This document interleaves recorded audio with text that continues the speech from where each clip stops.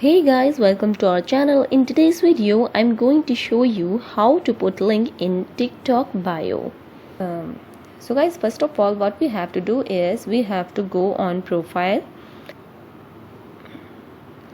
You can see the option on the screen. Just hit on profile. And here you will see the option add bio. If you don't see any option over here, then you have to go on edit profile. Just simply go to edit profile. Here you will see an option which is add a bio. Just simply hit on add a bio, and here you can add your link. Just simply you have to paste your link over here. Tap longer on the screen and paste your link. Once you're done with it, then you have to hit on save.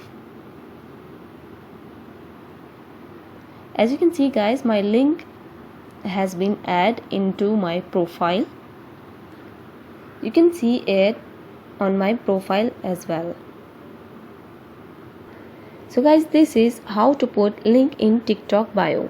If this video helped you out, give it a like and subscribe. See you guys in the next one.